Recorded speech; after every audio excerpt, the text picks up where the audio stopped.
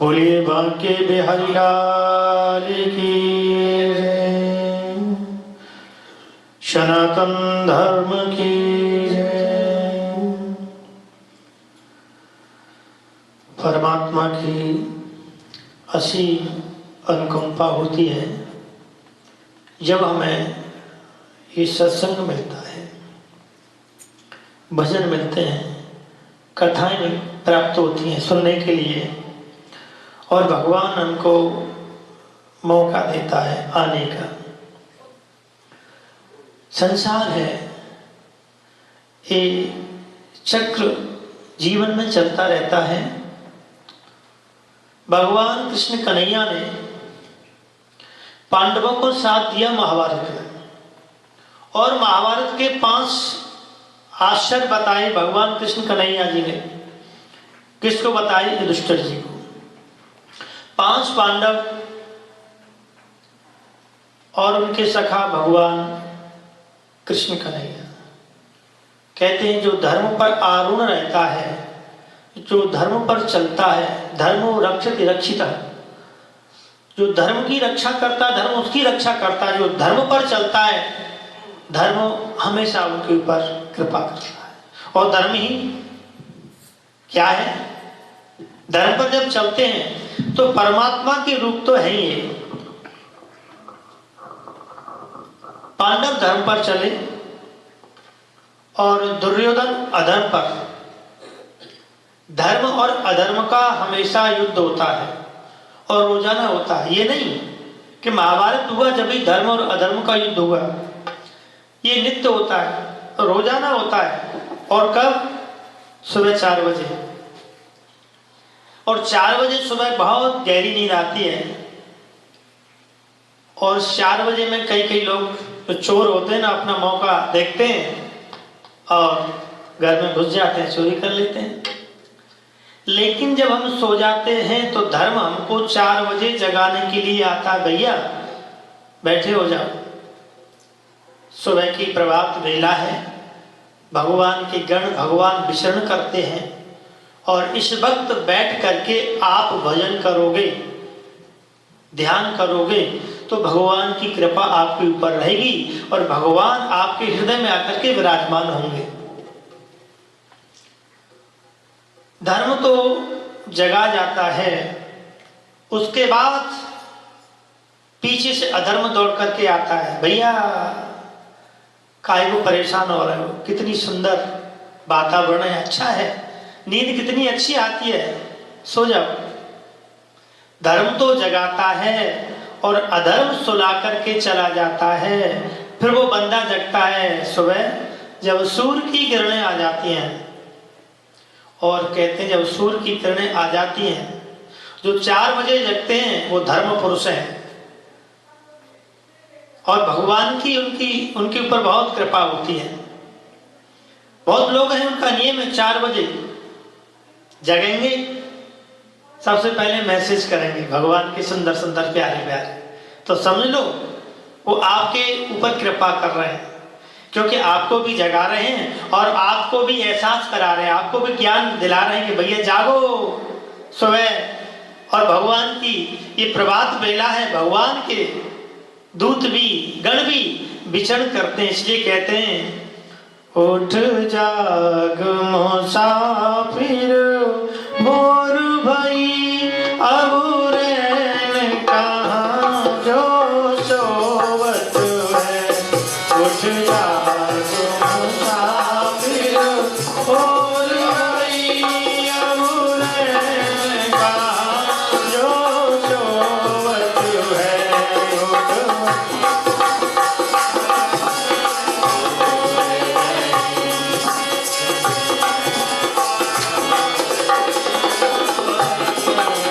तो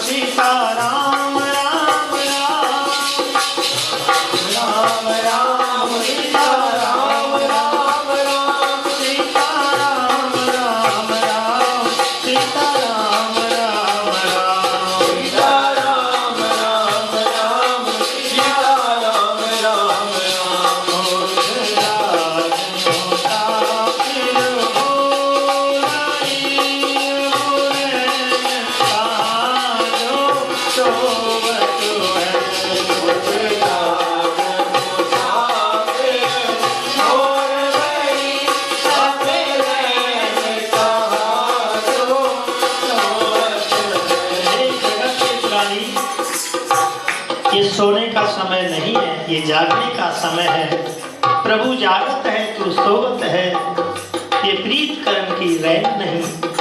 तो कहते हैं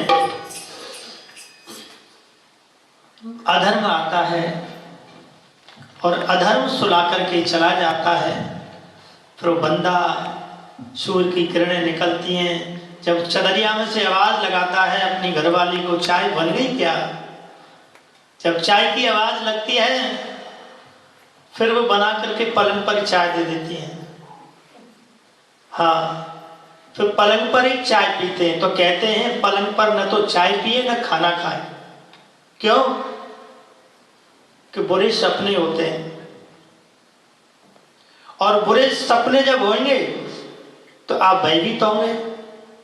तो जब हम सोते हैं तो सोते वक्त क्या करें? सोते वक्त भगवान का नाम लें। प्रभु आपकी बड़ी कृपा है, पूरा दिन अच्छा निकला और रात्रि भी अच्छी निकले।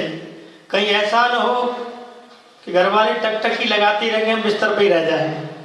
तो सोते वक्त भी प्रभु से प्रार्थना करनी चाहिए, प्रभु कल प्रभात वेला में आपसे मुलाकात होगी।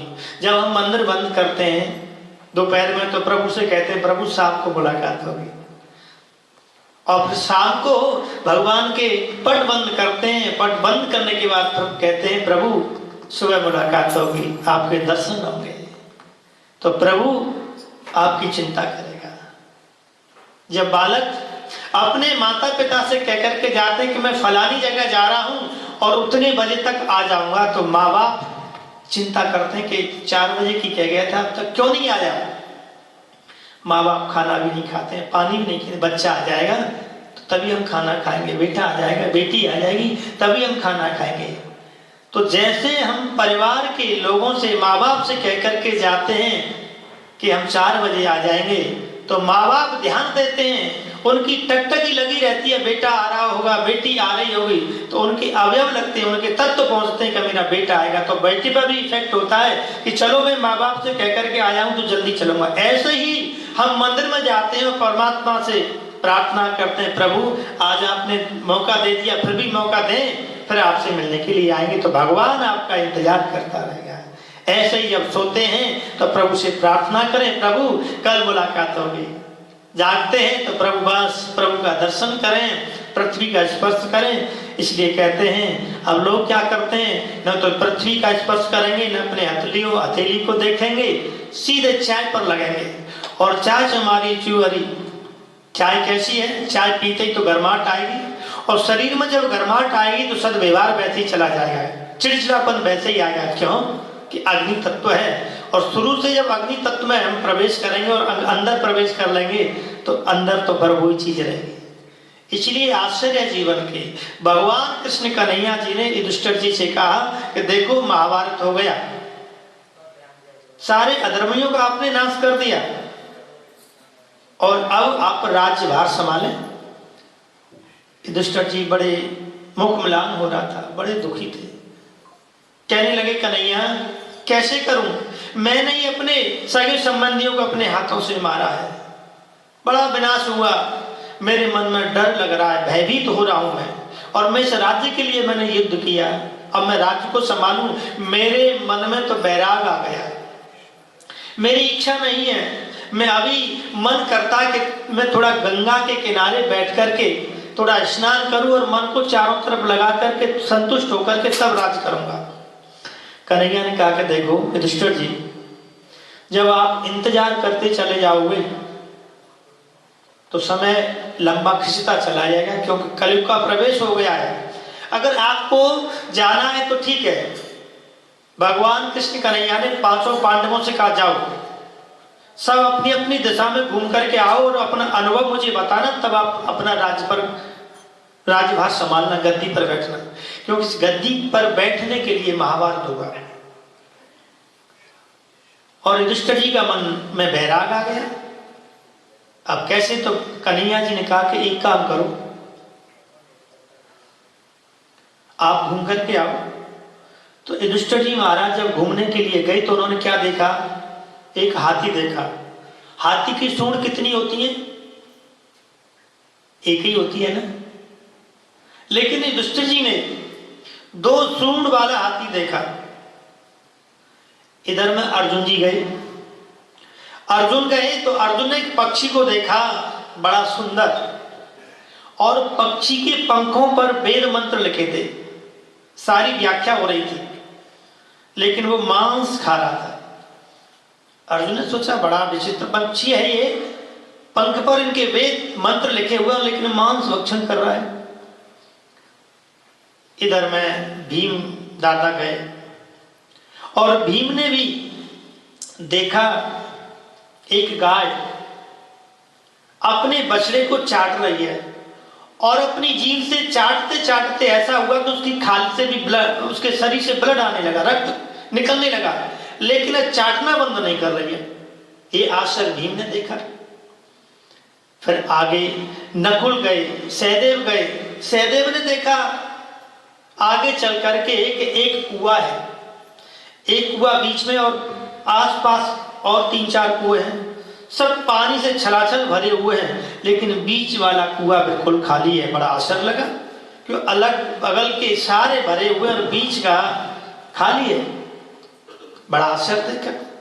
लास्ट में फिर देखा, सहदेव ने देखा, नकुल ने देखा। नकुल ने देखा कि एक चट्टान पहाड़ से टूटी, पेड़ों को तोड़ते हुए, अनेक चट्टानों का सहारा लेते हुए और अनेक चट्टानों को भी गिराते हुए, और नीचे जमीन पर जैसे ही आई तो एक तिनके पर टिक गई। बड़ा आश्चर्य, जो बड़े बड़े पेड़ भी उसको नहीं रोक पाए, एक चट्टान भी नहीं रोक पाई, और चट्टान एक तिनके पर रुक गई। अब 5 पांडव कन्हैया के पास आए शाम को, और पूरा सबने अपना अनुभव बताया। कन्हैया ने पूछा, युधिष्ठिर जी आपने क्या देखा? तो युधिष्ठिर जी ने कहा कि मैंने देखा 2 सूंड वाला हाथी। ये क्या है प्रभु? तो भगवान ने कहा कि देखो कलयुग आ रहा है, और कलयुग में प्राणी कैसा होगा? 2 मुख वाला होगा। दुधारू तलवार इधर से भी काटेगा, इधर से भी काटेगी वो। हाँ, उसकी वाणी का भरोसा नहीं होगा। आपसे मीठी मीठी बातें कर रहा है और आपकी पीठ फिरी, उसके बाद आपकी चुगली चालू, आपकी बुराइयां चालू। तो ये मानव दोगला होगा आगे कलयुग में। तो ये बड़ा आश्चर्य है। कलयुग का आश्चर्य है कि आदमी की बात का भरोसा नहीं कर सकते। अब दूसरा, जब भीमसेन ने देखा, और भीम ने जब देखा तो भीम से अर्जुन ने भी देखा। अर्जुन ने कहा कन्हैया मेरी बात क्या? कि मैंने एक पक्षी देखा, उनकी पंखों पर वेद मंत्र लिखे थे, लेकिन मांस भक्षण कर रहा था। तो कन्हैया ने कहा कि देखो वो पक्षी है, संसार के लोग भी ऐसे हैं, गधा पर, गधे पर 4 वेद लाद दो, ओठली बांध बांध करके, क्या वो गधा विद्वान हो सकता है? नहीं हो सकता। कलयुग में प्राणी ऐसा होगा, इतना आडंबर करेगा, मत मतांतर संप्रदाय ऐसी खोलेगा, अनेक अनेक संप्रदाय हो जाएंगे। एक सनातन धर्म है हमारा, तो उस पर कोई टिकेगा नहीं, उससे अनेक धर्म पैदा हो जाएंगे, अनेक संप्रदाय पैदा हो जाएंगी। दिखावा इतना करेगा कि मैं सबसे बड़ा भक्त हूं, लेकिन जब उसकी करनी को देखोगे तो वो मांस भक्षणी करेगा, विश्व में जाएगा। दिखावा तो ऐसा होगा कि कितना भगवान का भक्त है, लेकिन जब अंदर से उसकी करनी को देखेगा तो मांस भक्षण करेगा, शराब पिएगा और व्यसन करेगा। तो कलयुग में ऐसा प्राणी होगा। फिर कहा कि जो गाय, भीम ने बताया कि गाय अपने बच्चे को चाट रही थी और ब्लड निकल रहा था, फिर भी वो चाटना बंद नहीं कर रही थी। तो कहा यही तो संसार है। संसार में, परिवार में लोग अपने बच्चों से, अपने परिवार में इतना मोह करते हैं, और मोह अपने बच्चों से करते हैं कि वो मोह में फंस जाते हैं। कि मोह निशा शव शोभन हारा, देखिए स्वप्न अनेकों प्रकारा, देखिए स्वप्न अनेक प्रकार। देखिए स्वप्न अनेक प्रकार, मोह निशा सब शोभनहारा। सपना हम देखते हैं तो ध्यान देखना, हमको सपना कौन सा देखें? प्रभु का देखें। सो जाऊं तो सपनों में, सो जाऊं तो सपनों में, घनश्याम तुम्हें देखूं। सो जाऊं तो सपनों में, घनश्याम तुम्हें देखूं। सो जाऊं सपनों में, घनश्याम तुम्हें देखूं। सो जाऊं तो सपनों में, घनश्याम तुम्हें देखूं। देखूं तो जिधर देखूं, देखूं तो जिधर देखूं, घनश्याम तुम्हें देखूं। देखूं तो जिधर देखूं, घनश्याम तुम्हें देखूं।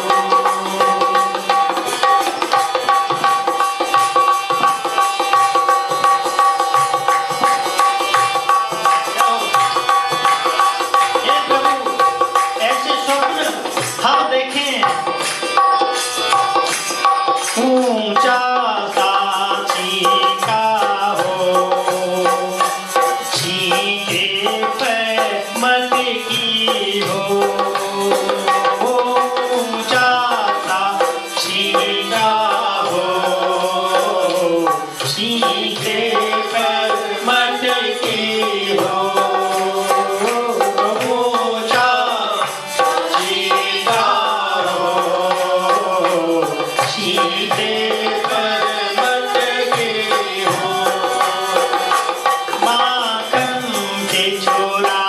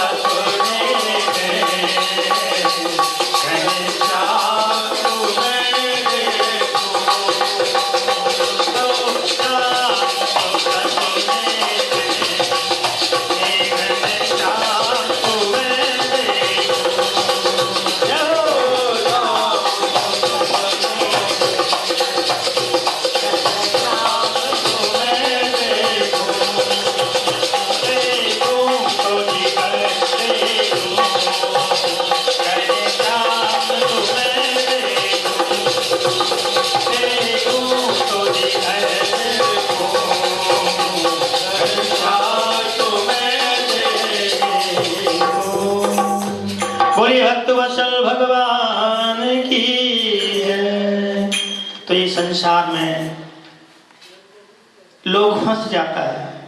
जब तीसरा आश्चर्य जब बताया कन्हैया जी ने कि गाय अपने बछड़े को चाट रही थी, तो ऐसे ही संसार में हम मोह में अपने परिवार में फंसे हुए हैं, परमात्मा को भूल जाते हैं। कितनी आपत्ति आती है, कितनी विपत्ति आती है, लेकिन मोह को छोड़ते नहीं हैं और अपने परिवार में अपने बच्चों को लगन लगी रहती है। ओहो, बच्चा आ रहा होगा पढ़ करके, केवल उसी की तरफ ध्यान रहता है। और ऐसी लगन जब परमात्मा से हो जाती है तो समझ लो सत्युग चल रहा है। कलयुग में ऐसा ही होगा कि परिवार में फंस जाएंगे और फिर इतने पसीना बहा करके पैसा कमाएंगे और परिवार में ही हम फंसते रहेंगे और परिवार को याद करते रहेंगे, प्रभु को याद नहीं करेंगे। ये तीसरा आश्चर्य बताया। और चौथा आश्चर्य भगवान कृष्ण कन्हैया जी ने बताया कि 5 कुएं, बीच में एक खाली और आसपास के कुएं भरे हैं। तो वो क्या है? इसका मतलब है कलयुग में लोग धनवान होंगे, वैभववान होंगे, संपत्तिवान होंगे और यशोगान होगा और अपनी विवाह शादी में, बच्चों की शादी में इतना लाखों करोड़ों रुपए खर्च करेंगे, लेकिन अपने पड़ोसी का गरीब परिवार नहीं दिखेगा।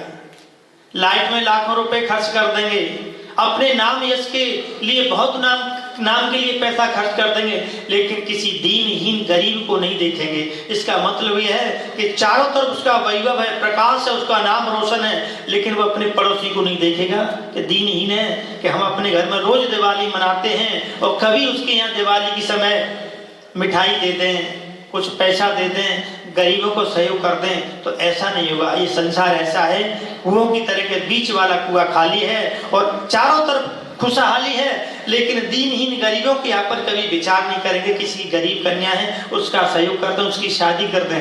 अगर ऐसा हो तो वो सत्पुरुष है, लेकिन कलयुग में ऐसा नहीं है। लोग अपने नाम बढ़ाई के लिए पैसा दिखा दिखा करके दान करेंगे, नाम बढ़ाई के लिए, प्रशंसा के लिए दिखावा करेंगे, लेकिन ऐसा नहीं देखेंगे। कोई दीनहीन रास्ते में चल रहा है, कोई भूखा है, किसी के पेट में जठराग्नि, भूख से तड़प रहा है प्राणी, उसको भोजन नहीं कराएंगे, अपना पेट भरेंगे, अपना सुख देखेंगे, अपनी व्यवस्था देखेंगे, लेकिन दूसरे को नहीं देखेंगे। ये कलयुग है, इसलिए युधिष्ठिर जी राज्यभार संभालिए।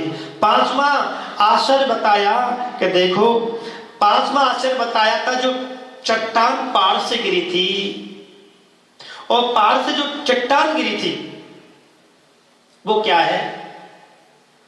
ये हमारे ऊपर हमारी मन की वासना है कि चट्टान जब पहाड़ों से गिरती चली आ रही, किसी पहाड़ ने चट्टान को नहीं रोका और किसी भी पेड़ ने नहीं रोका, लेकिन छोटे से तिनके पर रुक गई।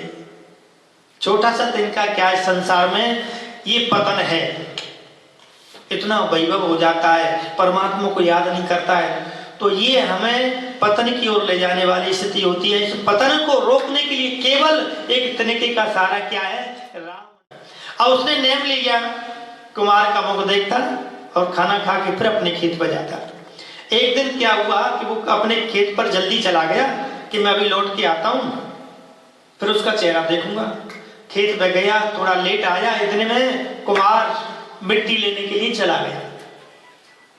अब घर पर आया, जाट के लड़के ने देखा कुमार तो घर पे ही नहीं है, अब मैं खाना कैसे खाऊंगा?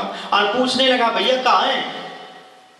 तो घर वाले को पूछा, उनके परिवार के बच्चों को पूछा, कहा वो तो मिट्टी लेने गए। इधर वो मिट्टी खोदने के लिए वो कुमार गया था, पीछे पीछे जाट का लड़का गया कि भैया मेरा नियम है, जब तक मैं उसका मुख नहीं देख लूंगा तब तक मैं खाना नहीं खाऊंगा। अब तो हुआ क्या, इधर वो कुमार मिट्टी खोद रहा था और मिट्टी जब खोद रहा था उसमें एक कलश निकला, घड़ा निकला, उसमें सोना चांदी था। और कुमार के पास जैसे ही जाट का लड़का पहुंचा और देख करके, मुख देख करके और दौड़ने लगा। अब कुमार ने सोचा कि इसने मेरा कलश देख लिया। उसने रोका, भैया रुक जा रुक जा, क्यों दौड़ रहा है? मैं अब तो देख लिया। उसने तो केवल मुख देखा था। कुमार ने सोचा कि इसने मेरा कलश देख लिया। अरे भैया रुक जा, देख तो लिया, आधा तेरा और आधा मेरा, है ना? तो नियम में परमात्मा का वास होता है। उस नियम में देखा और उसने जैसे ही, वो तो भाग करके आ गया घर पर, खाना खाने लगा। इधर में कुमार उसके घर पे आया, जाट के लड़के, भैया देख, आधा तू ले ले और आधा मैं ले लूं।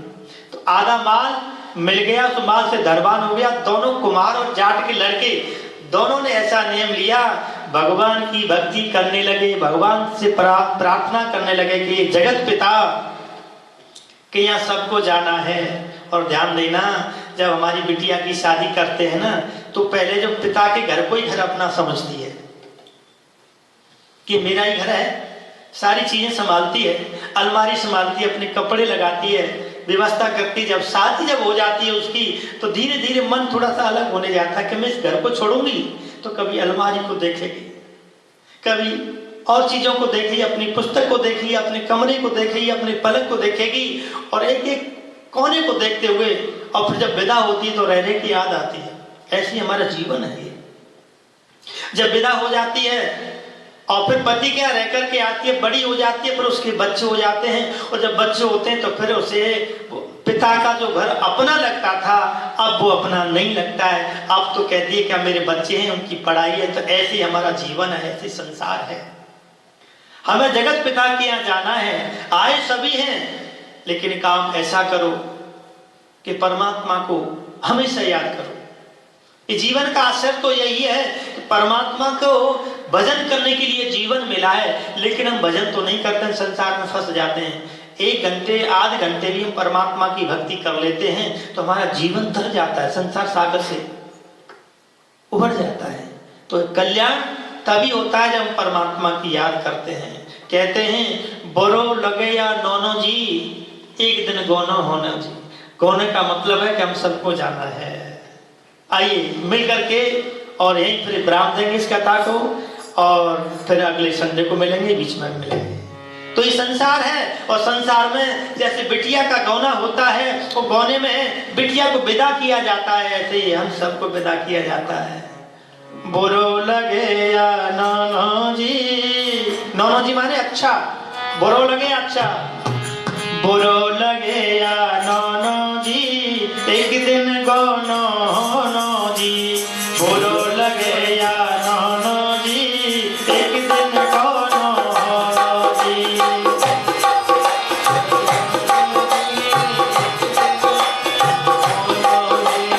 बुरो लगे या नौनो जी, एक दिन गौनो होनो जी।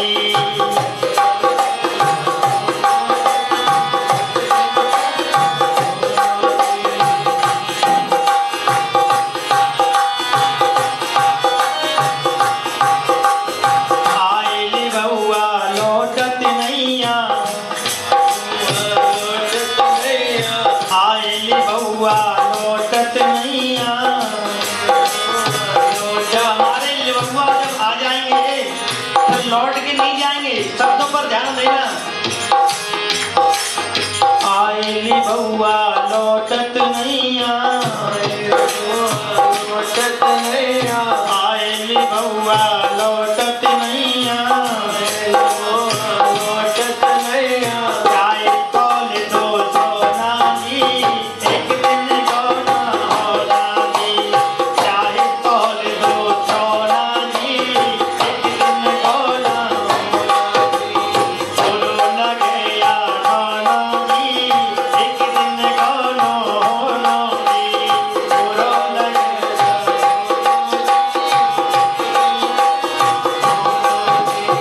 बुरो लगे या नौनो जी, बुरो लगे या नौनो जी, एक दिन गौना होना जी। एक दिन गौना होना जी। सखी सहेली सब रह जाइए, सखी सहेली सब रह जाइए, सखी सहेली सब रह जाइए, सखी सहेली सब रह जाइए। बात में सबको रोनो जी, बात में सबको रोनो जी, एक दिन गौना होना जी। बुरो लगे या नौनो जी, एक दिन गौना होना जी। बुरो लगे या नौनो जी, होना जी।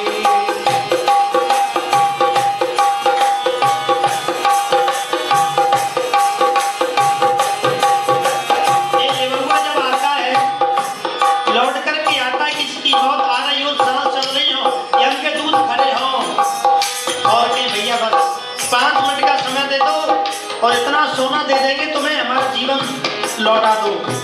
लेकिन कितना भी सोना तोल देना, फिर वो छोड़ेंगे नहीं, आपको लेके ही जाएंगे।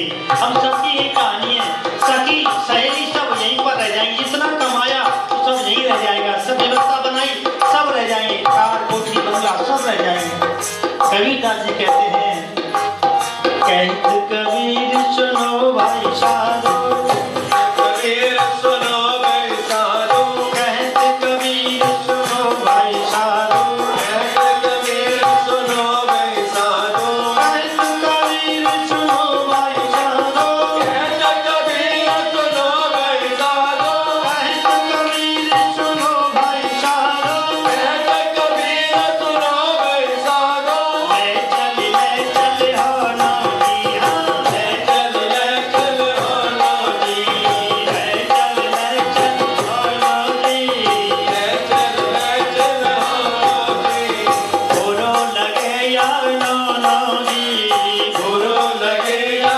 नौजी, एक दिन बोलो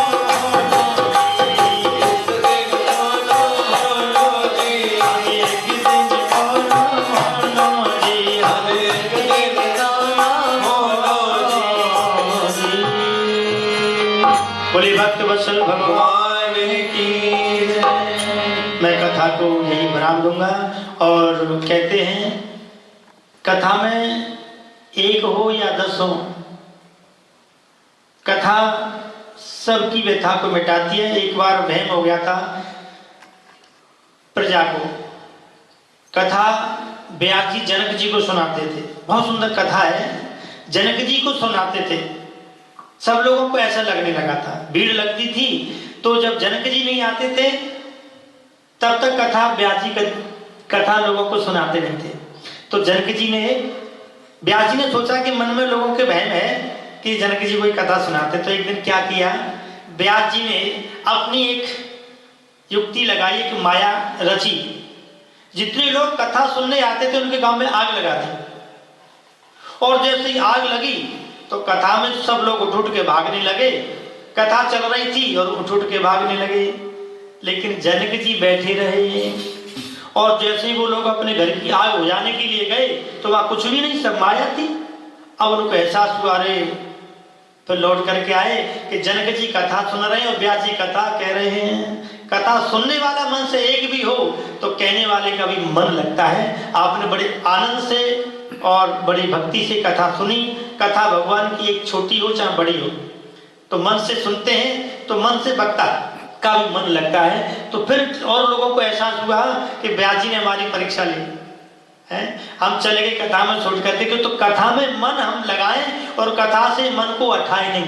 कभी कभी ऐसा होता है, कथा बढ़ती चली जा रही है, अब टाइम भी होता चला जा रहा है, खाना पीना खा के जल्दी घर पर भी जाना है ना। कई कई तो ऐसे होते हैं कि बस अब मैं कह नहीं सकूंगा, कई लोगों को बुरा भी लग जाता है, क्योंकि कड़वा बड़ा कड़वा ही होता है, सच कड़वा ही होता है, बुरा भी लग जाता है। लेकिन जब दवाई होती तो वो भी कड़वी होती है और रोग को दूर करती है। इसलिए तो बस मैं यही कहना चाहूंगा कि कथा एक सुने या 10 सुने, लेकिन मन से सुने, आनंद आता है। बोलिए भक्त वत्सल भगवान की जय, वृंदावन बिहारी लाल की जय।